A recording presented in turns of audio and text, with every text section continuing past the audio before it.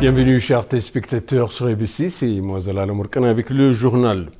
Les chefs d'État et de gouvernement du groupe du pays de Quatuor du Ligad se sont réunis ici à Addis Abeba, République fédérale démocratique d'Éthiopie, pour discuter en profondeur de la mise en œuvre de la feuille de route de Ligad pour la paix en République du Soudan.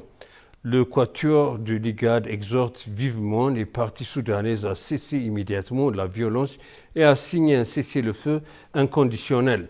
Les membres des assemblées ont reconnu les efforts continus des Nations Unies et des principaux partenaires régionaux et internationaux, notamment les États-Unis et le Royaume d'Arabie saoudite, avec lesquels le Quatuor du Ligad partage un engagement également envers la cause de la paix en République du Soudan. L'IGAD exprime sa profonde préoccupation concernant l'impact de la guerre en cours en République du Soudan, qui a jusqu'à présent tué des milliers de personnes et déplacé près de 3 millions de personnes, dont 2,2 millions de déplacés internes et près de 615 000 réfugiés qui ont travaillé à la frontière vers les pays voisins et apprécié les États voisins du Soudan qui ont ouvert leurs frontières pour offrir une protection aux frères et sœurs soudanaises.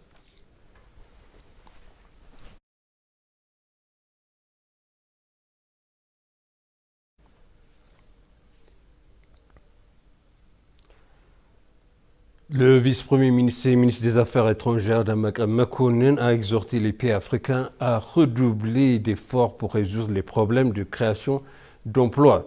Le Forum africain sur la création d'emplois qui s'est tenu ici à Addis Abeba pendant 3 jours dans le cadre de la commémoration de la journée des intégrations africaines s'est achevé aujourd'hui. Le vice-premier ministre et ministre des Affaires étrangères, Damak Makonnen, a appelé à l'occasion que le pays africain redouble d'efforts pour résoudre les problèmes de création d'emplois sur le continent. Le vice-premier ministre et ministre des Affaires étrangères a également remis des certificats d'appréciation et des récompenses à des centaines d'entreprises éthiopiennes qui ont fourni des services exemplaires. La vice-présidente de la Commission de l'Union africaine, Monique Sazabangwa, a pour sa part déclaré que l'Afrique compte plus de 70% des jeunes et que la création d'emplois est essentielle sur le continent.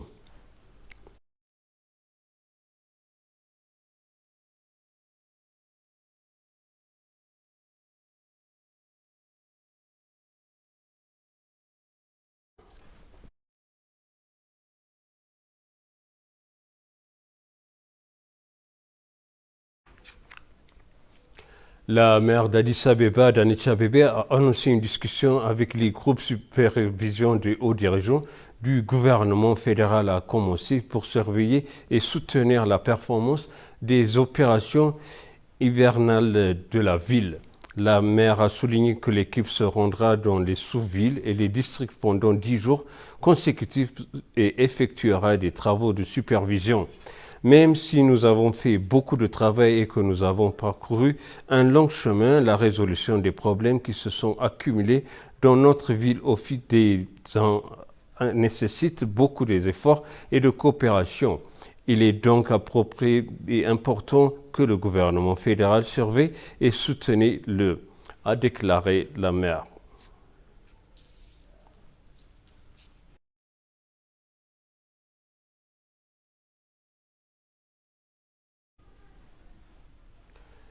L'Éthiopie et le Bahreïn discutent des moyens de forger une coopération dans le secteur du tourisme, a indiqué le bureau de la consulat général d'Éthiopie à Bahreïn.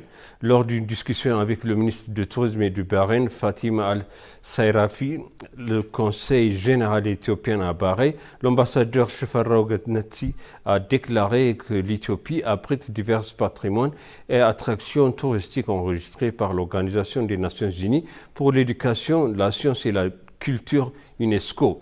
Il a déclaré que les organisations touristiques engagées dans le secteur du tourisme dans les 2 pays devraient travailler à mettre en relation les experts du secteur afin qu'ils puissent être mis au travail. L'ambassadeur Shifarao a suggéré que le renforcement des relations interpersonnelles entre l'Éthiopie et le Bahreïn recréerait une opportunité.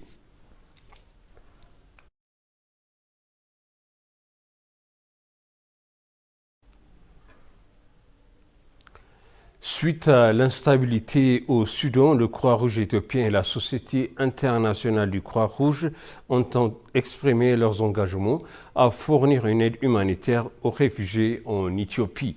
Cela est venu ici lors d'un briefing aux journalistes. Le sous-secrétaire général de la division du coordinateur du développement national et des opérations de la Fédération internationale de la Société de la Croix-Rouge et le Croissant Rouge, Xavier Castellano, a apprécié l'Éthiopie pour avoir ouvert sa frontière aux réfugiés soudanais. Selon Xavier, le Croix-Rouge éthiopien joue un rôle sans précédent dans l'accueil et la gestion des réfugiés dans diverses régions du pays.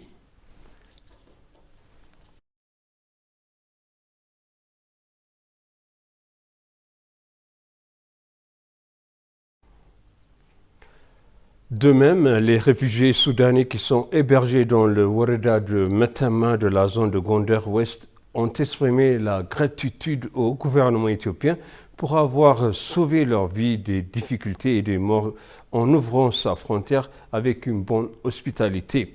Le conflit du Soudan contraint des centaines de milliers de personnes à fuir vers les pays voisins. À la suite du conflit, de nombreux réfugiés soudanais sont entrés en Éthiopie pour plusieurs points de passage frontalières dans les régions d'Amara, de Benchal-Gougoubs et de Gambela. Selon le coordinateur, les réfugiés ont reçu de la nourriture, de l'eau potable, des soins de santé et d'autres services connexes. Il a également mentionné que les efforts seront déployés en collaboration avec les Nations Unies et d'autres organisations humanitaires pour répondre aux besoins fondamentaux des réfugiés. Plus les réfugiés situés en Metama et ses environs ont maintenant atteint plus de 15 000, a-t-il ajouté.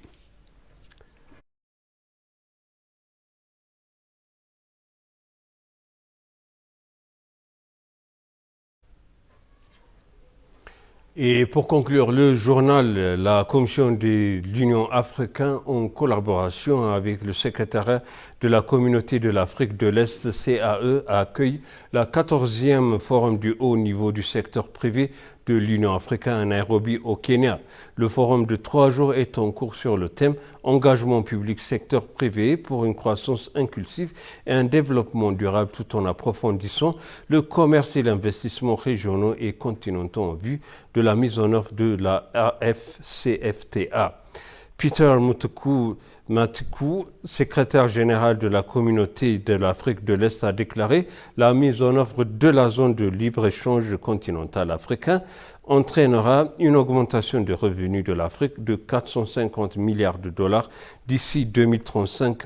Nous devons donc mener une campagne de sensibilisation de masse sur le commerce, opportunités, opérationnaliser les instruments et finaliser les négociations sur les règles de l'origine.